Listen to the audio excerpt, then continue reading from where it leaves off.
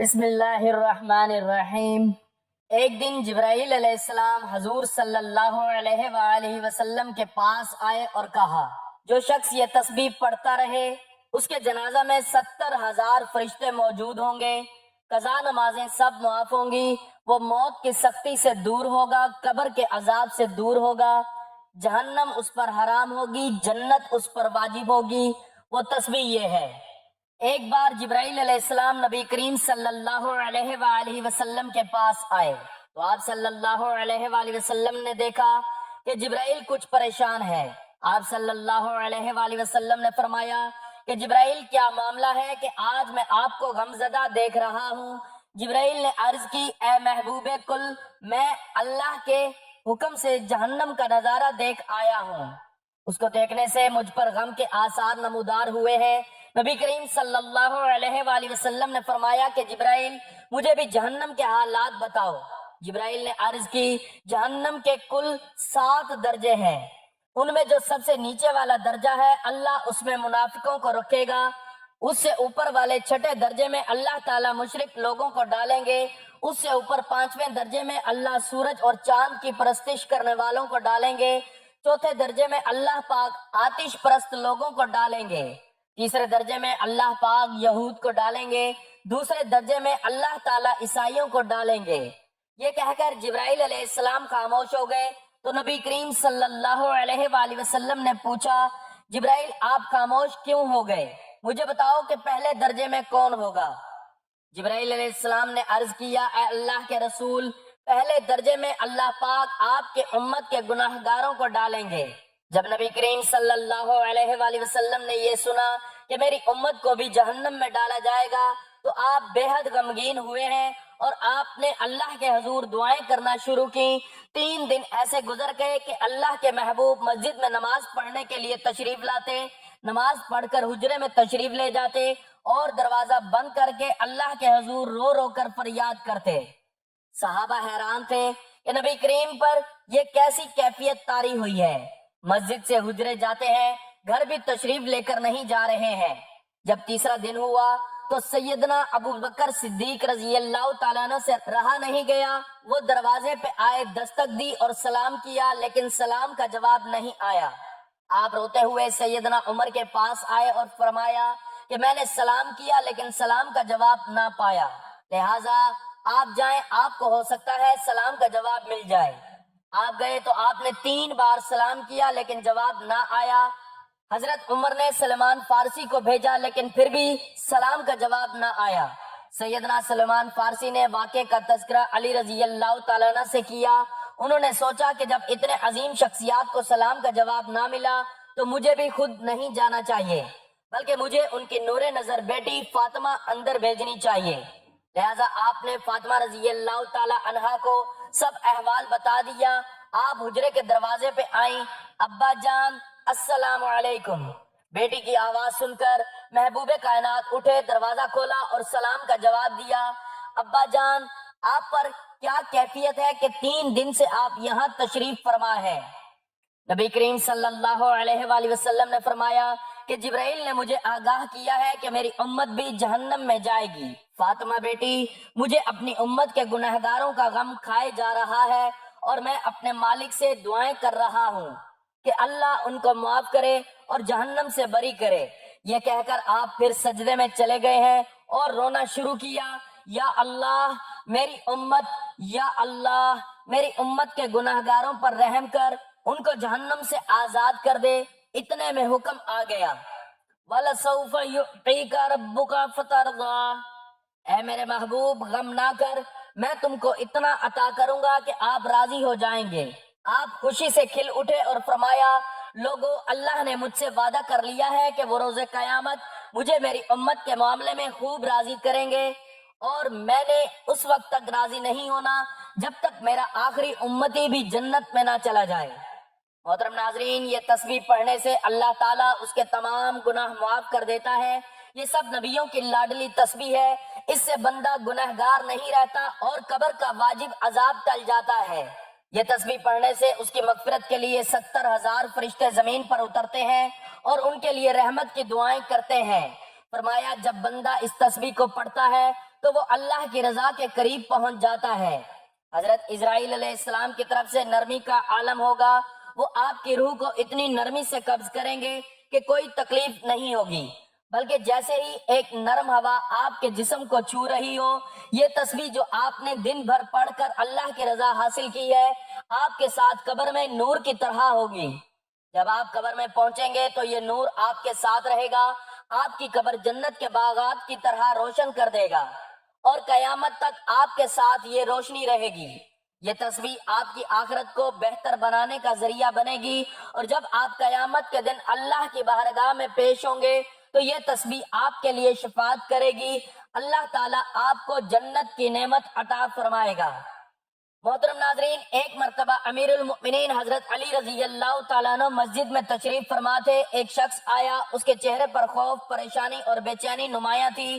اس نے آتے ہی کہا، امیر المؤمنین رضی اللہ تعالیٰ عنہ، میں نے بہت گناہ کیے ہیں، میرا دل سخت ہو چکا ہے، میری آنکھوں سے آنسو خشک ہو چکے ہیں، مجھے نہ سکون ملتا ہے نہ خوشی، میں توبہ کرنا چاہتا ہوں مگر دل نہیں مانتا، زبان نہیں روتی اور سجدہ نہیں بھاتا۔ امیر المؤمنین، کیا اللہ میرے جیسے گناہگار کو معاف کرے گا؟ حضرت علی رضی اللہ تعالیٰ عنہ نے نرمی سے اس کی طرف دیکھا اور فرمایا، اے بندہ خدا، تجھے کس نے کہا کہ اللہ تجھ سے ناراض ہے؟ کیا تو نے اس رب کو پہچانا نہیں جو بندے کے سجدے سے پہلے اس کے آنسو کو دیکھتا ہے؟ تو اس کے در کا سوالی ہے، اور وہ رب کبھی اپنے در کے سوالی کو خالی نہیں لوٹاتا۔ پھر حضرت علی رضی اللہ تعالیٰ عنہ نے فرمایا، میں تمہیں نبی کریم صلی اللہ علیہ وآلہ وسلم کی ایک بات سناتا ہوں۔ آپ صلی اللہ علیہ وآلہ وسلم نے فرمایا تھا، جب کوئی بندہ رات کی تاریکی میں لوگوں سے چھپ چھپ کے اللہ کے در پر آتا ہے اور روتا ہے تو میں فرشتوں سے کہتا ہوں میرے در پر آتا ہے اور روتا ہے، تو میں فرشتوں سے کہتا ہوں گواہ رہو یہ میرا وہ بندہ ہے جس نے مجھ سے حیا کرتے ہوئے تنہائی میں مجھے پکارا ہے، میں نے اس کی فریاد سن لی، میں نے اس کے گناہ معاف کر دیے۔ حضرت علی رضی اللہ تعالیٰ عنہ نے فرمایا، تو جس رب نے گناہوں میں ڈوبے شخص کے لیے بھی مغفرت کا وعدہ فرمایا، وہ تیرے لیے کیوں نہیں؟ تو پچھتا رہا ہے، تو خوف زدہ ہے، تو اس کی رحمت کا امیدوار ہے، تو سن، تیرے پچھتاوے ہی نے اللہ کا دروازہ کھٹکھٹا دیا ہے، بس اب دیر نہ کر، وضو کر، 2 رکعت ندامت کی نماز پڑھ اور سچے دل سے کہہ دے، یا اللہ، میں تیرے سوا کسی کا نہیں، میں نے اپنی جان پر ظلم کیا مگر تو رحیم ہے، میں لوٹ آیا ہوں، مجھے اپنا بنا لے۔ اور سن، اگر تیرے آنسو نہ بھی نکلیں تو دل کا ٹوٹنا آنسو سے بھی بڑا سجدہ ہے۔ حضرت علی رضی اللہ تعالیٰ عنہ کی یہ بات سن کر وہ پھوٹ پھوٹ کر رونے لگا، سجدے میں گر پڑا اور روتے روتے کہتا رہا، یا اللہ، میں گنہگار ہوں مگر تیرا در نہیں چھوڑوں گا۔ حضرت علی رضی اللہ تعالیٰ عنہ نے آسمان کی طرف دیکھا اور فرمایا، اے اللہ، یہ تیرا وہ بندہ ہے جو تیرے فضل کا طالب ہے، تو غفور الرحیم ہے، تو معاف کرنے والا ہے، اس کے آنسو کو قبول فرما۔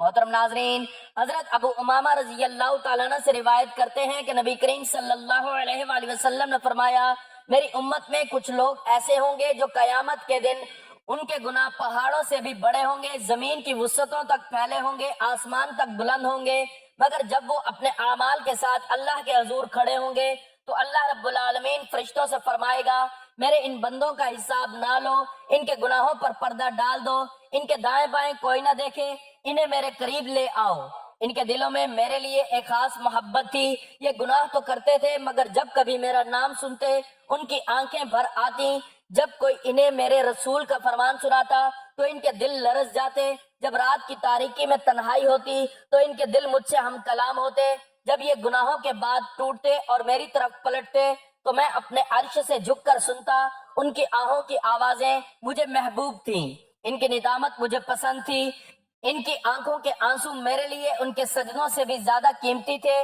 ان کے چہرے مٹی پر ہوتے مگر دل عرش کی جانب بلند ہوتے، فرشتے حیران ہوتے کہ یہ گنہگار ہو کر بھی مقرب کیوں ہیں؟ اللہ فرماتا ہے، کیونکہ اس نے میری طرف امید کا در کھلا رکھا تھا، کیونکہ یہ جب بھی بکھرا میں نے اسے سمیٹا، جب بھی ٹوٹا میں نے جوڑا، جب بھی گرا میں نے تھاما، کیونکہ یہ مجھے پکارنا جانتا تھا۔ اے میرے بندے، تو کہاں کہاں نہ گیا، تو نے دنیا کو اپنا سہارا بنایا، تو بندوں کے سامنے جھکا، تو نے وقت کو ضائع کیا، تو نے گناہوں سے دل کو کالا کیا، مگر جب تیری دنیا اجڑ گئی، تیرے خواب چکنا چور ہو گئے، تیری امیدیں ختم ہو گئی، تب میرے در پر آیا۔ تو نے کہا یا اللہ، تو نے روتے ہوئے کہا یا رب، تو نے رات کے آخری پہر میں سسکتے ہوئے کہا اے میرے رب، میں تھک گیا ہوں، میں ہار گیا ہوں، میں ٹوٹ گیا ہوں۔ تب میں نے تیرے دل کی وہ آواز سنی جو زبان پر نہ تھی۔ میں نے عرش سے فرشتوں کو فرمایا اس بندے کو تنہا مت چھوڑنا، میں وہی اللہ ہوں جو توبہ قبول کرنے والا ہوں، میں وہی اللہ ہوں جو توبہ کرنے والے سے خوش ہوتا ہوں، اور جب کوئی بندہ سچے دل سے ایک بار بھی یا اللہ کہتا ہے تو میں عرش سے اس کی طرف متوجہ ہو جاتا ہوں۔ نبی کریم صلی اللہ علیہ وآلہ وسلم نے فرمایا قیامت کے دن کچھ چہرے روشن ہوں گے، ان کے گناہ بہت ہوں گے، مگر ان کے دلوں میں اللہ کی عظمت کا نور ہوگا، ان کے ہاتھ خالی ہوں گے، مگر اللہ کی رحمت ان کے سامنے ہوگی، اور ان سے کہا جائے گا آج تمہیں وہ رب معاف کر رہا ہے جس سے تم شرمندہ تھے، تمہارے وہ آنسو گواہ ہیں جو رات کی تاریکی میں بہے، تمہاری وہ آہیں تمہاری دلیل ہے جو تم نے خلوت میں بھری، تمہاری وہ دعائیں گواہی دے رہی ہیں جو تم نے ٹوٹے دل سے مانگی تھی، تم نے دنیا والوں سے چھپ کر جو آنسو بہائے وہ آج تمہارے حق میں حجت بنے ہیں۔ پھر نبی کریم صلی اللہ علیہ وآلہ وسلم نے فرمایا اللہ تعالیٰ فرماتا ہے اے انسان، اگر تو زمین بھر کر گناہ لے کر بھی میرے سامنے آ جائے اور میری رحمت سے مایوس نہ ہو تو میں تجھے زمین بھر کر مغفرت عطا کروں گا۔ میں وہ اللہ ہوں جو دلوں کے حال جانتا ہوں، میں وہ اللہ ہوں جس کے خزانوں میں کوئی کمی نہیں ہے، میں وہ ہوں جس کے در پر کوئی خالی نہیں جاتا۔ میں نے تجھے پیدا کیا تاکہ تو میرے قریب ہو جائے، میں نے تجھے عقل دی تاکہ تو مجھے پہچان سکے، میں نے تجھے آزمائش دی تاکہ تو میرے در پر آ جائے۔ اے میرے بندے، تو 1000 بار بھی پلٹے میں تیرے لیے ہوں، میں تجھے ہر بار معاف کرنے والا ہوں۔ محترم ناظرین، حضرت سعد بن ابی وقاص رضی اللہ تعالیٰ عنہ کا ایک واقعہ قابل ذکر ہے۔ انہوں نے احد کے دن نبی پاک صلی اللہ علیہ وآلہ وسلم کے گرد ڈھال بن کر لڑائی کی اور ہر تیر کو نبی کریم صلی اللہ علیہ وآلہ وسلم کے سامنے کھڑے ہو کر روکا۔ حضور اقدس صلی اللہ علیہ وآلہ وسلم ان کی بہادری دیکھ کر بار بار کہہ رہے تھے سعد تیر مارو، میرے ماں باپ تم پر قربان ہوں۔ یہ وہ جملہ تھا جو آپ صلی اللہ علیہ وآلہ وسلم نے بہت کم صحابہ کے لیے فرمایا، اور حضرت سعد ان چند خوش نصیبوں میں سے ہیں جن کے لیے نبی پاک صلی اللہ علیہ وآلہ وسلم نے والدین کی قربانی کے الفاظ استعمال کیے۔ اسی دن حضرت طلحہ بن عبید رضی اللہ تعالیٰ عنہ نے بھی نبی کریم صلی اللہ علیہ وآلہ وسلم کے سامنے ڈھال بن کر اپنے ہاتھ سے اتنے تیر روکے کہ ان کا ہاتھ مفلوج ہو گیا۔ نبی پاک صلی اللہ علیہ وآلہ وسلم نے فرمایا جس نے آج طلحہ کو دیکھا ہے وہ جنتی کو دیکھ رہا ہے۔ یہ سب واقعات ہمیں یاد دلاتے ہیں کہ قربانی صرف مال یا وقت کی نہیں ہوتی بلکہ جان سے بڑھ کر نبی پاک صلی اللہ علیہ وآلہ وسلم کی محبت کا حق ادا کرنا ایمان کی وہ بلندی ہے جہاں فرشتے زمین پر اترتے ہیں۔ صحابہ کرام رضی اللہ تعالیٰ عنہ کی زندگیاں صرف تاریخ نہیں بلکہ وہ عملی قرآن پاک پر عمل کرنے والے تھے۔ ان کے واقعات آج بھی ہمیں جھنجھوڑتے ہیں کہ ہم کیا کر رہے ہیں نبی کے دین کے لیے، ان کے طریقے کے لیے، ان کے مشن کے لیے، اور کب ہم نے اپنی نیند، اپنی خواہش، اپنی زندگی سے اٹھ کر اللہ کے دین کے لیے وہ جذبہ لائیں گے جو صحابہ کرام رضی اللہ تعالیٰ عنہ نے دکھایا تھا۔ محترم ناظرین، حضرت عبداللہ بن بریدہ رضی اللہ تعالیٰ عنہ روایت کرتے ہیں کہ نبی صلی اللہ علیہ وآلہ وسلم نے فرمایا جو شخص یہ تسبیح پڑھ کر یہ سورت پڑھے اس کی دعا ضرور قبول ہوتی ہے، اور جو شخص دن میں 100 مرتبہ یہ کلمات کہہ دے اللہ تعالیٰ اس کے تمام گناہ معاف کر دیتا ہے چاہے وہ سمندر کی جھاگ کے برابر ہوں۔ یہ سورت اور کلمات ایک ساتھ پڑھنے سے اس کی مغفرت کے لیے 70,000 فرشتے زمین پر اترتے ہیں اور ان کے لیے رحمت کی دعائیں کرتے ہیں۔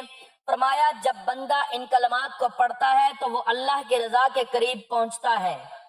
حضرت اسرائیل علیہ السلام کی طرف سے نرمی کا عالم ہوگا، وہ آپ کی روح کو اتنی نرمی سے قبض کریں گے کہ کوئی تکلیف نہ ہوگی، بلکہ جیسے ایک نرم ہوا آپ کے جسم کو چھو رہی ہو۔ یہ کلمات جو آپ نے دن بھر پڑھ کر اللہ کی رضا حاصل کی ہے آپ کے ساتھ قبر میں نور کی طرح ہوں گے۔ جب آپ قبر میں پہنچیں گے تو یہ نور آپ کے ساتھ رہے گا، آپ کی قبر کو جنت کے باغات کی طرح روشن کر دے گا اور قیامت تک آپ کے ساتھ یہ روشنی رہے گی۔ یہ کلمات آپ کی آخرت کو بہتر بنانے کا ذریعہ بنیں گے، اور جب آپ قیامت کے دن اللہ کی بارگاہ میں پیش ہوں گے تو یہ کلمات آپ کے لیے شفاعت کریں گے۔ اللہ تعالیٰ آپ کو جنت کی نعمت عطا فرمائے گا۔ اس کے جنازہ میں 70,000 فرشتے موجود ہوں گے۔ قضا نمازیں سب معاف ہوں گی۔ وہ موت کی سختی سے دور ہوگا، قبر کے عذاب سے دور ہوگا، جہنم اس پر حرام ہوگی، جنت اس پر واجب ہوگی۔ ابن سعد و بہقی نے روایت کی ہے کہ ہم مقام تبوک میں ایک دن حضور اقدس صلی اللہ علیہ وآلہ وسلم کی خدمت اقدس میں تھے۔